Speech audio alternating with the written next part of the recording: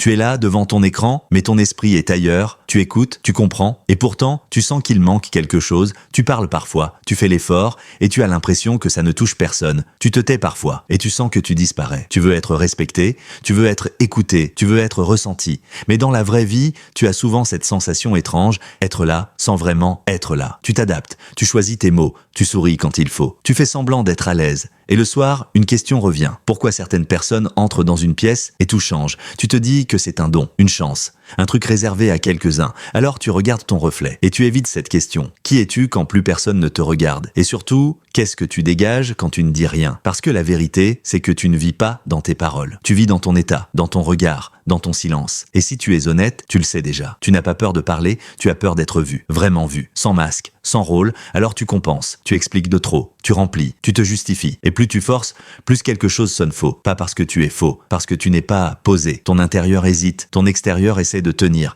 Et personne ne t'a appris autre chose. On t'a appris à fonctionner, à t'adapter, pas à être présent. L'ennemi n'est pas toi, c'est le confort qui endort. La routine qui rend mécanique, la distraction qui coupe du ressenti, le demain qui vole l'instant. Tu te dis que tu verras plus tard, quand tu auras le temps, quand tu iras mieux. Mais ce moment ne vient jamais. Alors tu avances avec une image de toi, pas avec toi. Et tu crois que le charisme, c'est impressionner. Alors que le charisme, c'est être ressenti. Les gens oublient ce que tu dis, mais ils n'oublient jamais ce qu'ils ressentent de près de toi. Même sans parler, tu laisses une trace. Tu peux sourire. Si tu cherches à plaire, les autres se ferment. Tu peux être gentil. Si tu es en manque, les autres reculent. L'être humain ne capte pas les mots. Il capte l'état. Tu l'as déjà senti. Quelqu'un parlait. Tout semblait juste, mais quelque chose sonnait faux. Et c'est là que tout bascule. Parce que le charisme ne commence pas dans la bouche. Il commence dans le miroir. Ce n'est pas une technique. C'est une stabilité. Et cette stabilité ne s'ajoute pas. Elle se construit. Mais voici la vérité. Tu n'as rien à devenir. Tu as quelque chose à arrêter. Arrêter de fuir dès que tu ressens. Arrêter de remplir dès que le silence arrive. Parce que le silence, c'est là que tu te rencontres. La discipline, ici, ce n'est pas forcé. C'est rester présent.